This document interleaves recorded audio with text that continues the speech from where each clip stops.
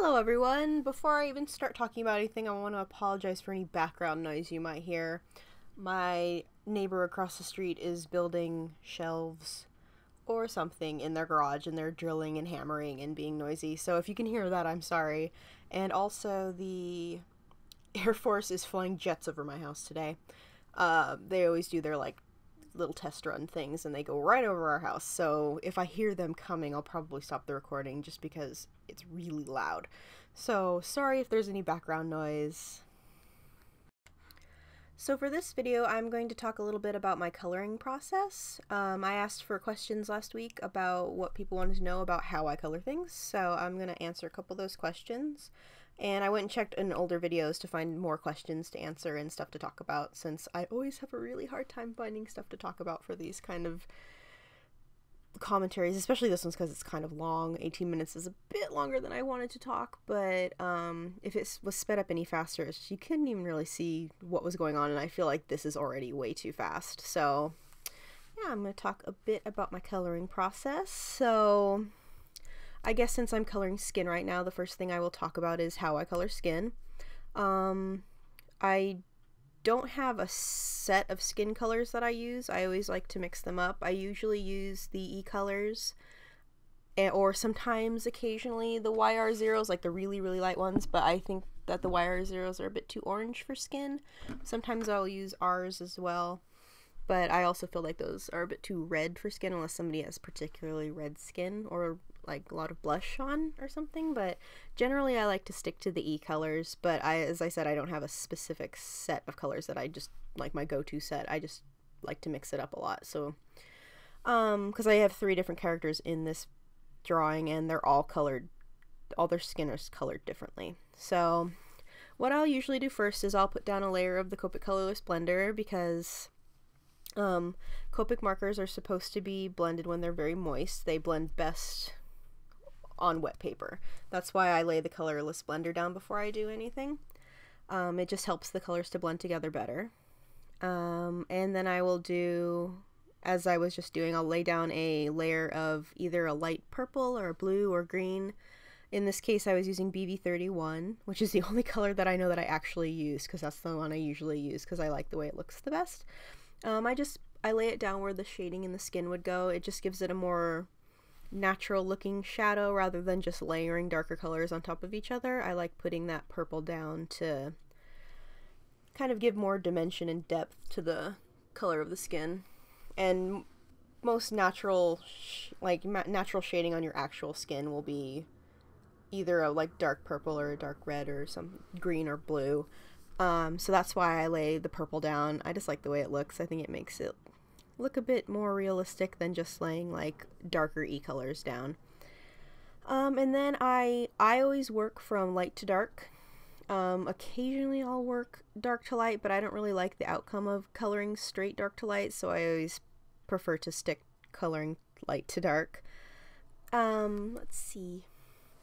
So I will, based on my light source, I'll put down the marker, but I will leave the places where I want the highlights on the skin to be, I'll leave them white. And then I'll layer my other colors according to light to dark, blah blah blah.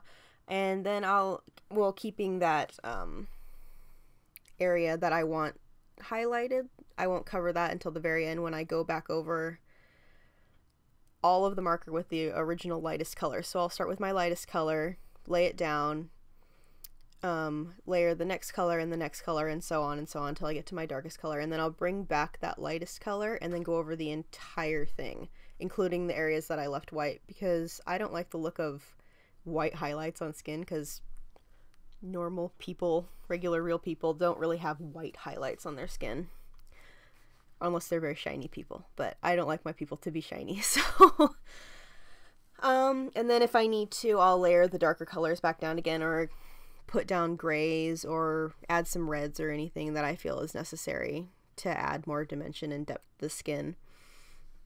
So my shading from light to dark is basically how I color everything. I don't have a specific technique that I use for coloring, like hair or fabric or anything like that. I always work from light to dark, and I will basically what I described already. I will leave the areas that I want highlighted uncolored and then go over them with a light color at the very end, and that's how I color pretty much everything. So I don't really have any specific techniques or anything that I use to color.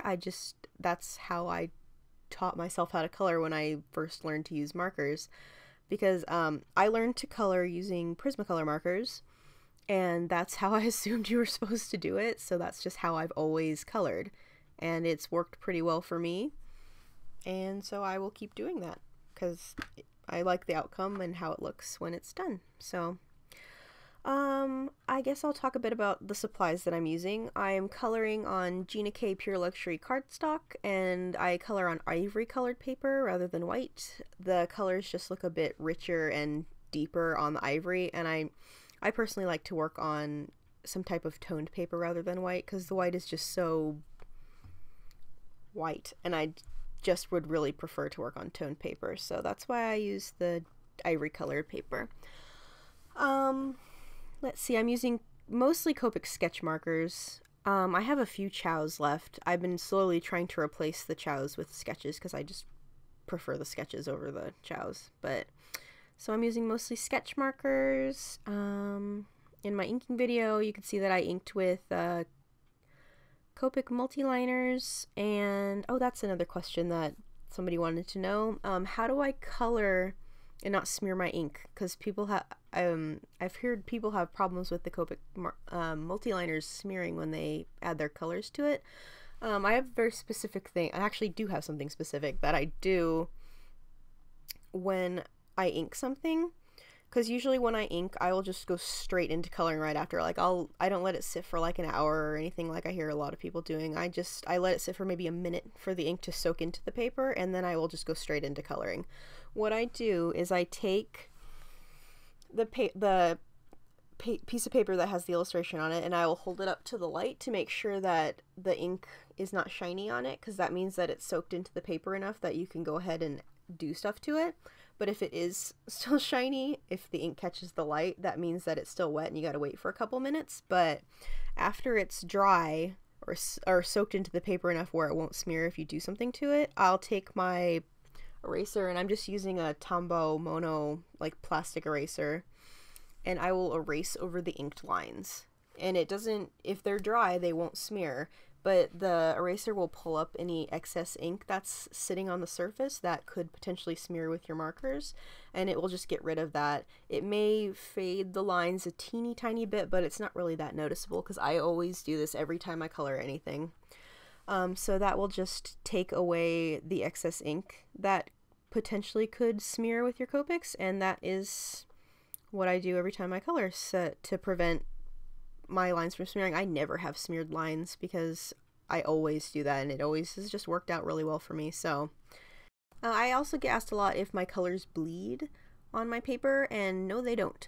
I know that you can prevent bleeding by just coloring slightly in the lines, and then the color will kind of like seep towards the ends of the lines, but that really depends on how good quality of paper you're using. The Gina cardstock is actually really high quality, so I don't really have to worry about it bleeding at all. I've never had it bleed when I've been coloring something, unless I did something really dumb and put way too much marker on a page, or if my markers leak or something, but I've never really had that problem before. So bleeding will stop if you have good quality paper. If you're coloring on like computer paper or something, which I don't recommend for Copics because it really sucks a lot of your ink out of your markers, but computer paper bleeds. It bleeds a lot. So it's always worth investing in a good quality paper just to prevent the bleeding in general. So another question that I get a lot is how I blend my markers so well. I just use the basic Copic techniques. I have gone to the certification class because I am a Copic certified designer, so they've taught you, or taught me, they teach you in the certification class how to properly use the markers, because technically that means that I am a Copic teacher. So basically I use mostly the feather blending technique, which is you just kind of like, you flick your marker so it leaves thin lines, and then they blend better together. But When I'm coloring in general, I color in small circles because Copics color best when they're colored in small circles, because you can keep your edges from drying out, which will prevent like overlap and streaking and stuff like that. So that's how I control my markers and blend them together better. And it also has something to do with the kind of paper you're using. And yeah, mostly your colors will blend better on good quality paper is what I've come to learn. I've never had the colors blend as well as they do on the paper that I'm currently using. They look so nice and so rich, and they don't streak or smear or anything, so can't recommend good quality paper highly enough. So it's not really a technique that I'm physically doing myself. It really depends on what type of paper you're using and how much experience you have using your Copics, because it does take a long time to learn to blend properly. I couldn't blend my colors like this 3 years ago. No way.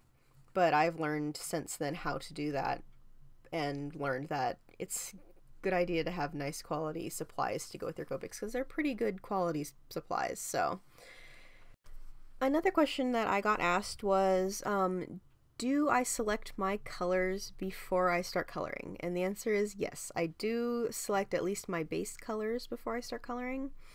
My base colors being like the main colors. Like for Sherlock's coat, for example, I used mostly toner grays, and yeah, I think I originally started out with only toner grays, but they were a little bit too neutral for me because his coat has a little bit of blue in it. So I ended up going back in and just I grabbed like a light blue, and then I grabbed some cool grays, I believe.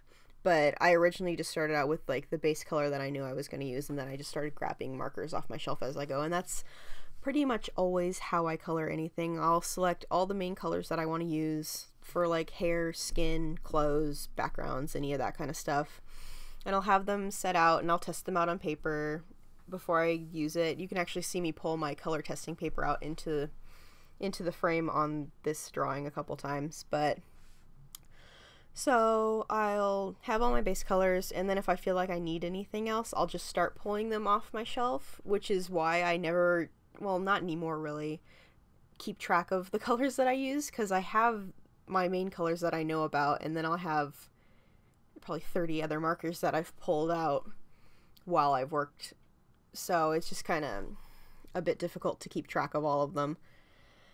So that's the answer to that question. And how do I choose my colors? I usually pick a color scheme that I want to use, or in a case like this type of picture, I'm working off of already existing characters, so they already have their like specific color palette that they're wearing or whatever. So I'll just kind of choose like what kind of tone I want all the colors to be in, because I wanted this particular drawing to be more muted. So I picked colors that were a little bit lower on the Copic color spectrum, like the B90s I used for Sherlock's scarf, and like the toner grays and lower E colors and stuff like that.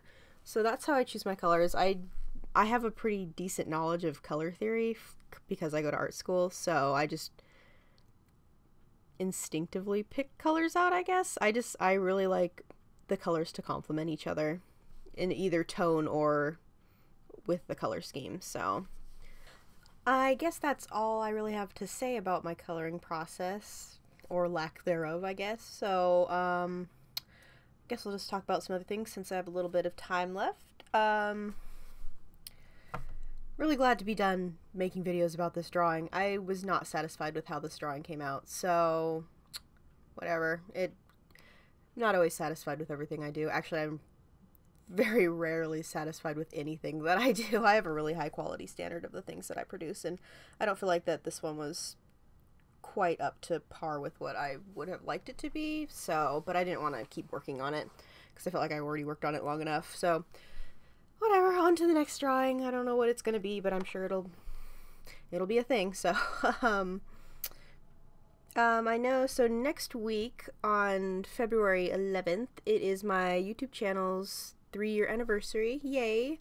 I'm going to re-upload my very first video that I uploaded on February 11th. I think it was 2011. So a lot of people have not seen that since I took it down probably a year and a half ago. So that'll be something fun. Thinking about doing a redraw of it with my style how it is now, and then uploading that as well. If I have time to do that, I will. Otherwise, I might be able to redo that and then get it up the week after, but I haven't decided if I'm going to be able to do that yet or not. But I just wanted to say thanks to everyone for sticking with me for the 3 years, if you've been around that long, and welcome to all the new subscribers, and sorry about my voice and all that stuff, but yeah, I know I said, I think it was 2 videos ago, that I'm going to try and upload every 2 weeks, but I'm actually going to change that and do 2 videos a month, at least 2 videos a month. I just don't like putting myself to like every 2 week schedule, because then when the 2 weeks rolls around and I haven't done anything for my channel, I get kind of freaked out, and then I feel really horrible about myself and all that fun stuff. So gonna do 2 a month at least. I may even do 3, may do 4 if I'm really ambitious, but 2 at least. So yeah. And let's see, I think I'm gonna take a break from the commentary for a while, at least for the next couple of videos. I really don't like recording the commentary. I have a pretty big phobia of public speaking, and this is like torture. I hate recording the audio. I put it off to the very, very last second. So yeah, I might just put some music in, because I liked the videos better with music, but I've got a lot of feedback saying that they're more engaging with me talking, that people are less likely to like skip to the very end just to see what the drawing looks like, because they want to hear what I have to talk about, which is weird. But so I know that that video that I'm gonna re-upload will just have music, because it's only like 4 minutes long. So but yeah, definitely gonna do some more videos. I have the Jack Frost sketch will be up this month that people wanted to see. Not sure if I'm gonna do commentary with that or not yet. I'm going to do the 3 marker challenge, and I'm going to start uploading at least once a month old videos that I've done since I probably have 5, 6, 7, maybe even more than that. I have some videos of old artwork that I've done that I'm going to put up that people wanted to see. I'm going to do a Copic collection. And yeah, just got some fun stuff planned for the near future, and yeah. So I'm just finishing up the drawing, and I put some Rembrandt pastel in the background just to tone it a little bit, because I was going to leave it just white, but kind of wanted a bit of tone, so I just tossed that. I think it's like a green-gray Rembrandt colored pencil in the background.